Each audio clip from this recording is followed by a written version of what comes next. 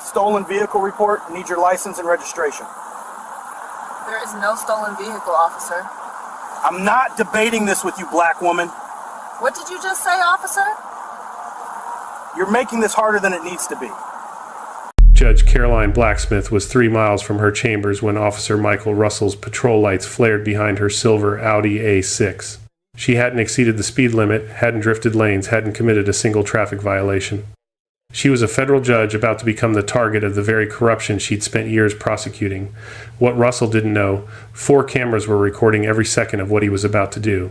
The woman he was stopping had the authority to seal RICO indictments that could dismantle criminal cartels.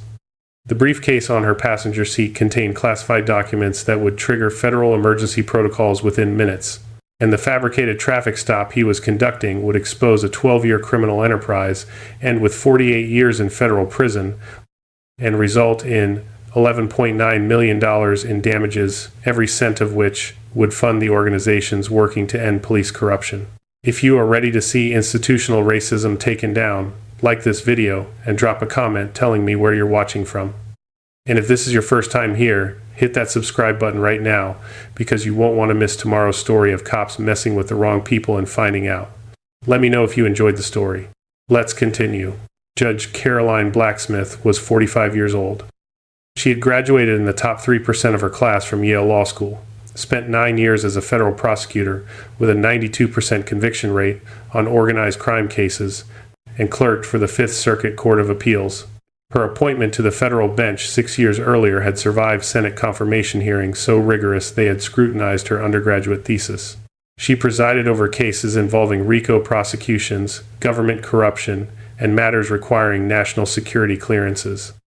She had the authority to classify court proceedings, issue warrants that could freeze assets across international borders, and make decisions that set legal precedent affecting millions of lives. On this particular Thursday afternoon in October, Blacksmith was driving home from the federal courthouse in Houston, taking her usual route through the quiet suburbs.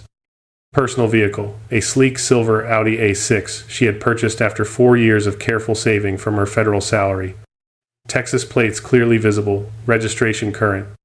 She wore a tailored navy suit, understated diamond studs, and the small federal judiciary lapel pin on her collar that identified her to those who knew what to look for. The patrol lights activated without warning behind her on Westheimer Parkway, 3 blocks past the intersection where afternoon traffic thinned into residential quiet. Blacksmith's eyes flicked to the rearview mirror, then to her speedometer. 42 in a 45 zone, no expired tags, no equipment violations. She signaled right, pulling smoothly into the grocery store parking lot ahead, her hands already moving to the top of the steering wheel where they would remain visible. The dash cam mounted behind her rearview mirror activated automatically, its red recording light steady. What Russell couldn't see, the grocery store's 3 exterior security cameras tracking the silver Audi as it rolled to a stop near the pharmacy entrance. What he didn't notice, the pedestrian across the lot lifting a phone, thumb already recording. Russell approached the driver's side window with the measured confidence of someone who had done this 512 times before. His hand rested near his holster, not on it, but close enough to signal authority. His other hand gestured impatiently for the window to descend. Blacksmith lowered it halfway. The autumn air carried the scent of fresh asphalt and cooling engines. Russell's demand came without preamble. License and registration, stolen vehicle report. His tone suggested the matter was already decided. Blacksmith's response was measured, professional. She inquired about the nature of the stop, the legal basis for the detention, her words precise, her inflection neutral. Russell dismissed the question as unnecessary debate, as obstruction disguised as civility. He ordered her to comply immediately, his patience already exhausted. She retrieved her driver's license slowly, deliberately, then reached for the federal judicial credentials she kept in the center console. The ID bore her photograph, the official seal of the United States District Court for the Southern District of Texas, holographic security features embedded in the laminate, and clearance indicators that marked her as someone whose movements were tracked by federal security protocols. Russell glanced at both documents for perhaps 3 seconds. His eyes moved from the license to the judicial ID, lingering just long enough to register the seal before his skepticism hardened into certainty. He declared the judicial credentials potentially fraudulent, his tone suggesting he'd seen this particular con before a black woman in an expensive car with fake government identification. Blacksmith protested the assessment calmly, noting the security features, the verifiable information, the lack of probable cause for the stop itself. Russell's response was to order her out of the vehicle, his authority absolute in his own estimation. A second patrol car arrived as Blacksmith stepped onto the pavement, her movements slow and compliant. Deputy Ellis Thompson emerged, younger than Russell, his expression uncertain as he took in the scene. Russell gestured toward the Audi, explaining his suspicion of fraudulent identification, of a stolen vehicle report that existed only in his fabrication. Thompson took up position near the passenger side as Russell began his search. Blacksmith stated clearly that the briefcase on the passenger seat contained classified federal documents, that any unauthorized access would constitute multiple federal felonies, that she was invoking her Fourth Amendment rights against unreasonable search. Russell ignored every word, his hands already reaching for the locked case. The briefcase was reinforced leather, combination lock engaged. Russell forced it open with a pry bar from his trunk, the lock mechanism snapping with a metallic crack that echoed across the parking lot.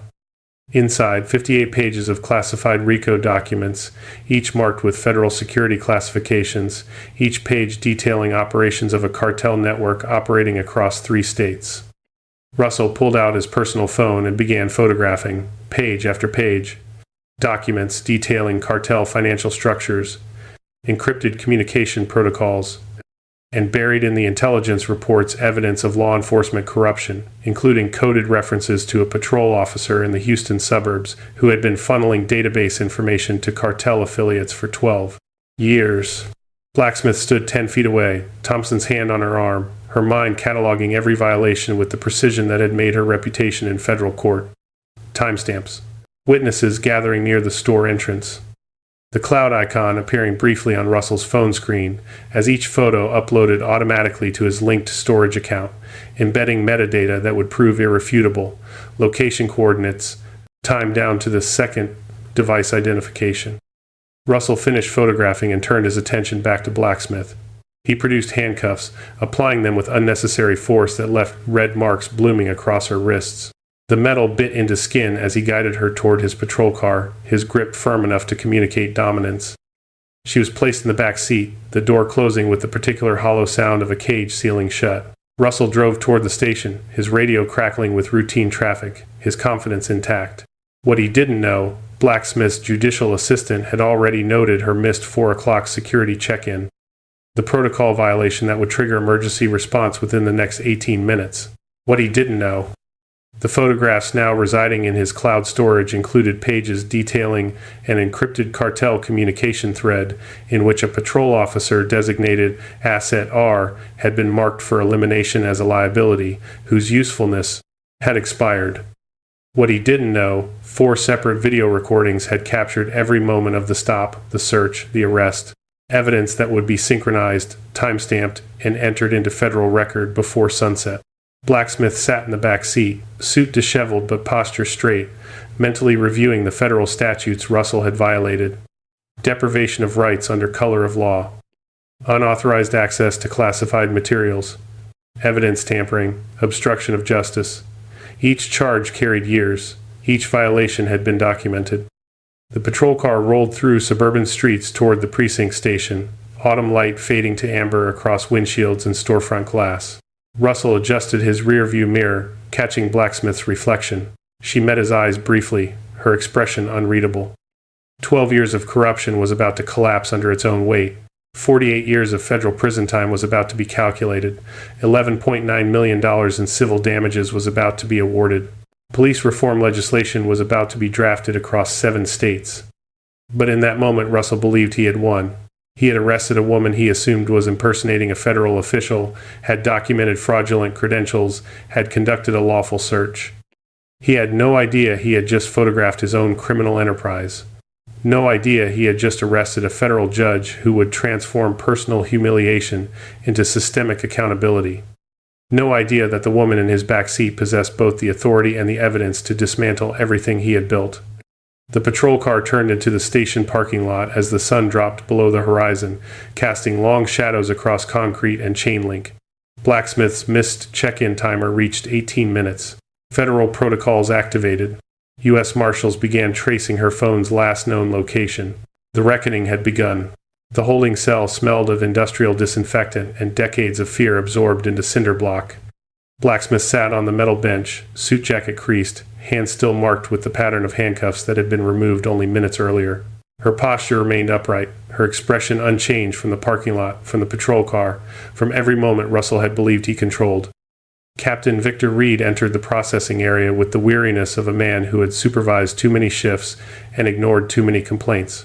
He carried the evidence log Russell had prepared: driver's license, one federal judicial identification card flagged as suspicious, and notations about a briefcase search yielding official-looking documents requiring verification.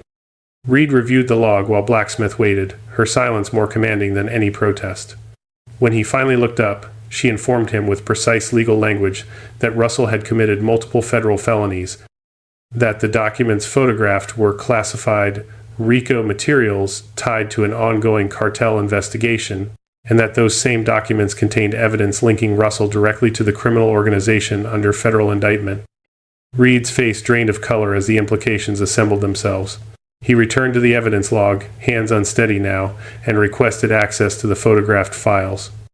What he found in the forwarded images from Russell's phone made his breath catch: encrypted cartel communications, financial transaction codes, and buried in page 47, a threat assessment marking a law enforcement asset designated R for termination due to increased federal scrutiny and diminishing utility. Russell had photographed his own death warrant without realizing it. The cartel had already decided he was a liability. The federal investigation he just accelerated would now inadvertently alert agents to an imminent assassination, temporarily sparing his life while simultaneously guaranteeing his conviction. Reed made 3 phone calls in rapid succession, his voice tight with the realization that his department had just detained a sitting federal judge and compromised a national security investigation. 43 miles away, at the federal courthouse, Blacksmith's judicial assistant, Patricia Wolf, noted the missed 4 o'clock security check-in with growing concern. Protocol required notification after 20 minutes. At 21 minutes, Wolf activated emergency response, contacting the U.S. Marshals Service and providing Blacksmith's last known location via the security tracking app all federal judges carried. Marshal teams dispatched immediately, tracing Blacksmith's phone to the grocery store parking lot on Westheimer Parkway. They arrived to find store security footage intact, 3 cameras offering angles that captured every moment of the stop. They found the pedestrian who had recorded the encounter on a phone, the video already uploaded to cloud storage. They found dashcam footage from Blacksmith's Audi, time-stamped and synchronized. 4 separate recordings, 4 angles. 4 irrefutable documentation streams showing an officer fabricating a stolen vehicle report, dismissing valid federal credentials after a 3-second glance, conducting an unauthorized search, accessing classified documents, and photographing 58 pages of materials marked with federal security classifications. The marshals arrived at the precinct station 19 minutes after Reed's phone calls, their authority cutting through local jurisdiction like a blade through paper. They secured Russell's phone, his patrol car's dashcam, Thompson's body camera, and every device that might contain evidence. They released Blacksmith from the holding cell, escorting her to her vehicle with the formal courtesy reserved for federal judiciary. Blacksmith drove back to her chambers bearing the visible evidence of Russell's excessive force red marks on both wrists, a bruise forming where the handcuff had caught bone. She made calls from her desk as evening deepened into night. Chief Judge Ronald Paxton, Civil Rights Division at the Department of Justice, FBI's Public Corruption Unit. The investigation launched within hours. Forensic analysis of Russell's digital footprint began immediately, specialists diving into 12 years of activity that painted a portrait of systematic abuse masked as routine policing. 512 traffic stops over 12 years, 450 targeting minorities in a county whose population was 68% white. Statistical analysis revealed an 88% targeting rate against Black and Hispanic drivers, a disparity so extreme it couldn't be explained by any legitimate law enforcement rationale. Database queries told a parallel story. 1,312 unauthorized searches of driver records, criminal histories, and federal databases. Cross-referencing revealed that 247 of those queries had been followed by cash deposits into Russell's personal accounts, totaling $280,000 over 8 years. Financial forensics traced the deposits to shell companies later identified as cartel front operations. Email records recovered from Russell's personal and work accounts contained incriminating communications, racial slurs embedded in messages to 5 other officers who shared his practices, jokes about quota systems and profile hunting, coordination of stops to target specific neighborhoods, warnings about suspicious vehicles that translated directly to racial profiling. The cartel, monitoring federal channels through their own corrupt sources, recognized the exposure risk the moment Russell's photographs hit his cloud storage. They understood that classified RICO documents in law enforcement hands meant imminent arrests, asset seizures, and conspiracy charges. They made the calculated decision to sever all ties with Russell and minimize their own liability. Anonymous tips began arriving at FBI field offices, encrypted messages detailing Russell's database sales, financial records showing payments to Asset R, communication logs proving Russell's role as an information broker. The cartel was burning its asset to save itself, providing evidence that would accelerate Russell's prosecution, while allowing the organization to eliminate a compromised operative through legal channels rather than the assassination they'd originally planned. Federal investigators executed search warrants across 3 counties, seizing electronics from Russell's home, storage units, and the homes of 5 other officers identified in the email chains. Laptops revealed patterns of discriminatory enforcement ignored by supervisors who had received 38 documented complaints about Russell over 12 years. Body camera footage showed similar stops conducted by officers in Russell's network, creating a pattern of behavior that implicated the entire unit. Blacksmith provided preliminary testimony from her chambers, her account delivered with the precision of someone who had spent a career building prosecutorial cases. She detailed each violation, each ignored warning, each moment Russell had believed his authority was absolute. Her composure transformed personal degradation into prosecutorial ammunition, her legal mind converting humiliation into evidence. The investigation deepened, revealing layers of institutional failure, supervisors who dismissed complaints, internal affairs investigations that cleared Russell despite obvious disparities, a culture that rewarded aggressive policing without scrutinizing its targets. The question emerged implicitly in the patterns, in the statistics, in the footage of Russell dismissing credentials after 3 seconds. Would any of this have unfolded the same way if Judge Blacksmith had been white? If her skin hadn't triggered Russell's assumptions about legitimacy, about criminality, about who belonged in an expensive vehicle? The answer lived in the numbers: 88% of stops targeting minorities, 3-second credential reviews, fabricated stolen vehicle reports deployed exclusively against black drivers. Blacksmith's background added context to her resilience. First-generation college graduate, daughter of a factory worker, and a classroom aide. She had navigated every barrier systemic inequality could construct, from undergraduate admissions to law school scholarships to federal clerkships, where she was often the only black woman in the room. The same strength that had carried her through those gauntlets now fueled her determination to transform this violation into accountability. Evidence mounted toward inevitability. The federal grand jury convened on a Tuesday morning in November, reviewing synchronized video footage, cloud metadata showing Russell's photographs uploading in real time, statistical analysis proving racial bias, financial records documenting corruption, and cartel communications marking him for elimination.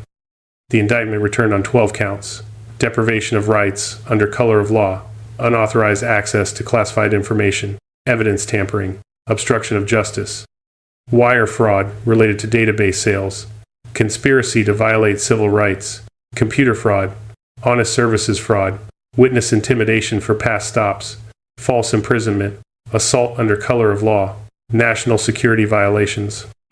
Each count carried years. Together, they carried decades. Russell's arrest occurred at his home on a Wednesday morning, federal agents arriving with the same authority he had wielded so carelessly. His house was searched, his pension was frozen pending conviction. His law enforcement certification was suspended immediately. The trial date was set, the evidence was cataloged, the witnesses were prepared. Blacksmith's ordeal was about to become Russell's reckoning. The federal courtroom in downtown Houston filled early on the first day of trial, spectators and media crowding benches normally occupied by attorneys and legal staff. Judge Elias Grant presided from the bench, a jurist from the Western District brought in to ensure impartiality, his gray hair and measured demeanor projecting the gravitas the case demanded. Prosecutors opened with synchronized video, 4 screens displayed simultaneously dashcam, store security cameras 1 through 3, and the pedestrian's phone footage.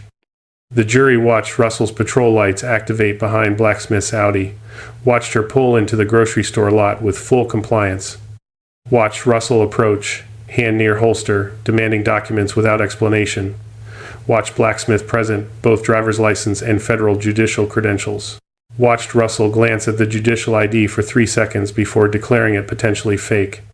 The footage continued, Russell ordering Blacksmith from the vehicle, Thompson arriving as backup, the search beginning despite Blacksmith's clear warnings about classified materials. Russell forcing open the briefcase, his phone emerging, photographing page after page. 58 photos, each one time-stamped, each one uploading to cloud storage, with embedded metadata showing location coordinates precise to within 15 feet of the grocery store parking lot. Prosecutors displayed the metadata on courtroom monitors. Each photograph's digital signature proved when it was taken, where it was taken, and what device captured it. Russell's personal phone linked to his cloud account, creating an irrefutable chain of evidence that couldn't be disputed or deleted. Statistical analysis followed. Dr. Rebecca Lawson, a professor of data science from Rice University, presented her findings with clinical precision. 512 traffic stops over 12 years. 450 targeting minorities.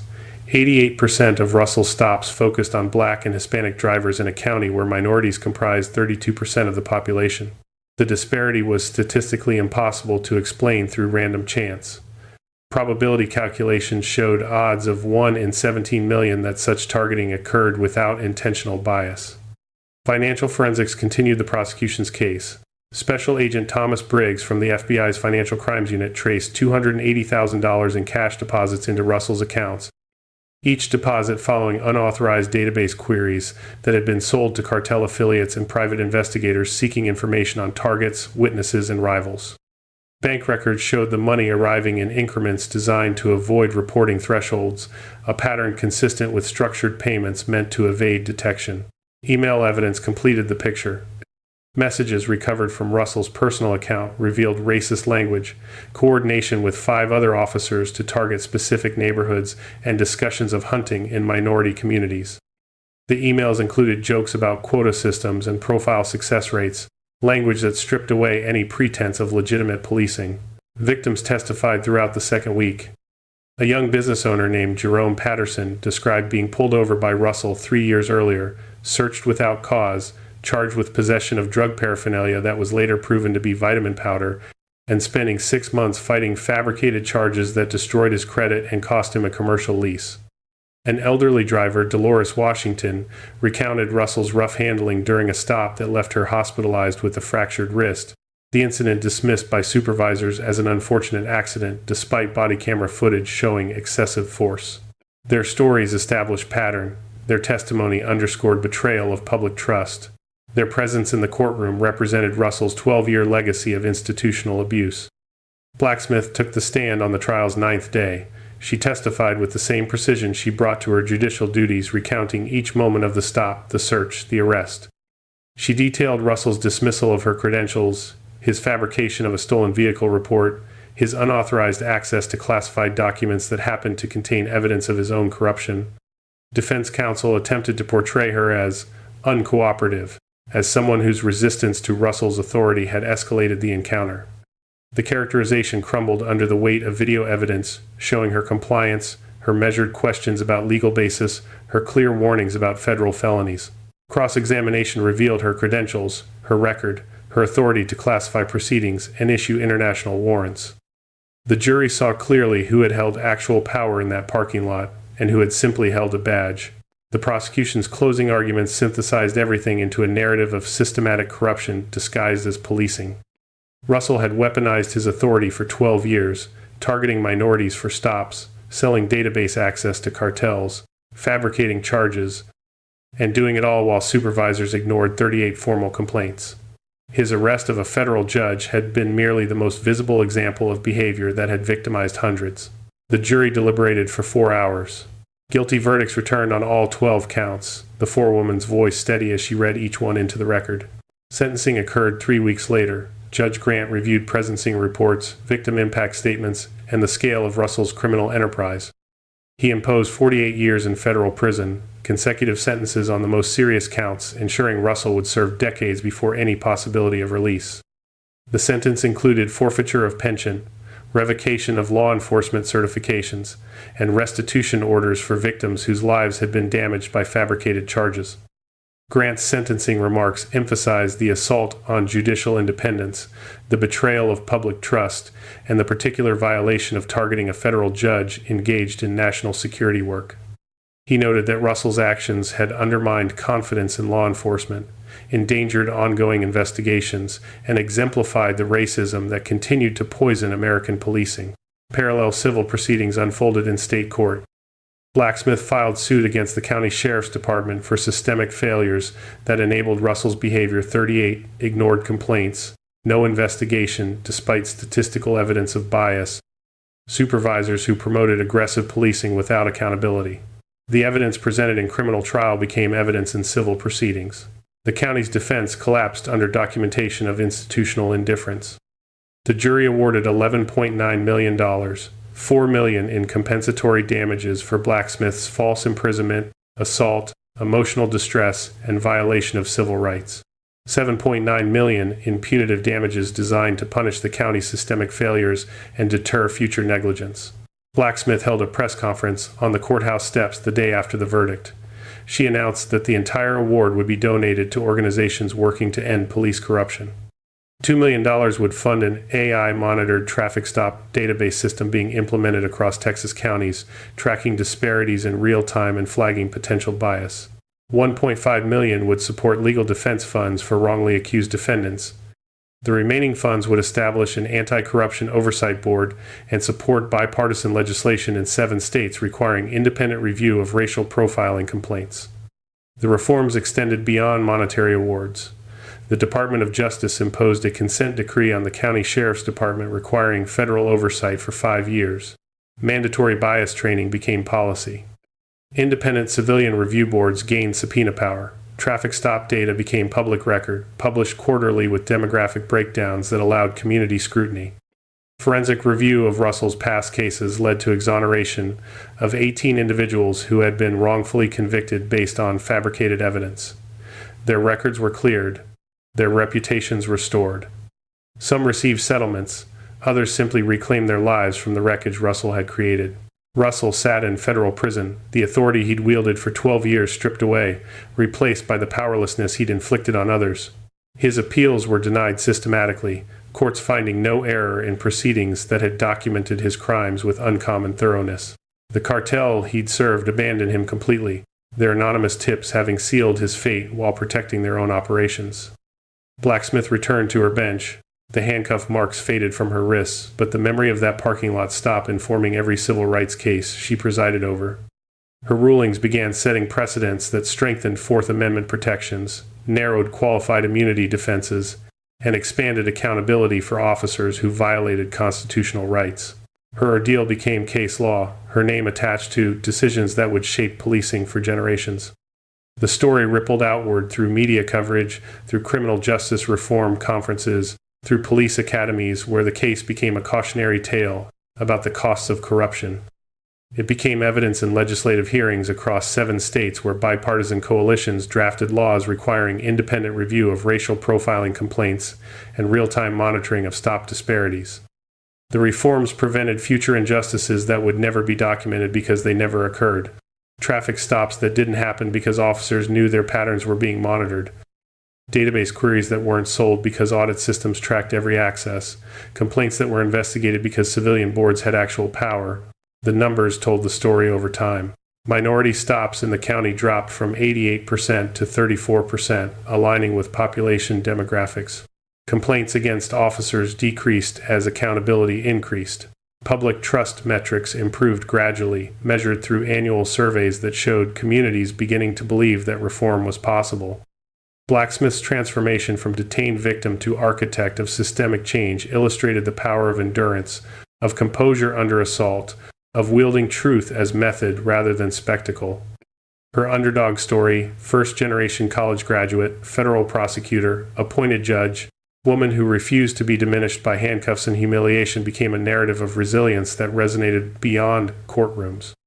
Russell's fall demonstrated the opposite trajectory: authority without accountability, power without legitimacy, corruption that collapsed under its own weight once exposed to scrutiny. 48 years in federal prison stood as testament to the consequences of betraying public trust. The question that had emerged during investigation lingered in public discourse. Would this have happened if Judge Blacksmith had been white? The answer lived in Russell's patterns, in his 88% targeting rate, in his 3-second credential review, in his assumption that a black woman in an expensive vehicle couldn't possibly be who she claimed.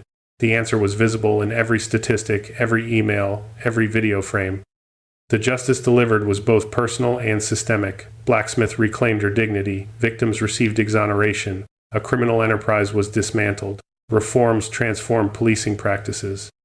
The outcome validated the principle that truth endures, that evidence prevails, that institutions can be forced to live up to their stated ideals when enough pressure is applied with enough precision. The parking lot where it began returned to normal operations, witnesses forgetting the afternoon a federal judge was detained while buying groceries. But the consequences of that stop continued spreading through legislation, through precedent, through reforms that would prevent hundreds of similar violations. Blacksmith's story became evidence that power underestimated can still prevail, that quiet determination can outlast aggressive authority, that justice, pursued with method and precision, can transform personal ordeal into collective accountability. The appeals were denied, the reforms took hold, the precedents were set. The lesson was documented for anyone willing to learn it. Underestimate someone at your peril, because the person you dismiss might be exactly the person with the power to dismantle everything you've built. If you like this video, make sure to hit that like button, subscribe, and turn on the notification bell so you don't miss the next story. Share this video with someone who would appreciate it, and let's keep building this community together. And before you go, drop a comment below. I'd love to hear your thoughts on what stood out to you the most. Until next time, stay safe, stay curious, and I'll see you in the next.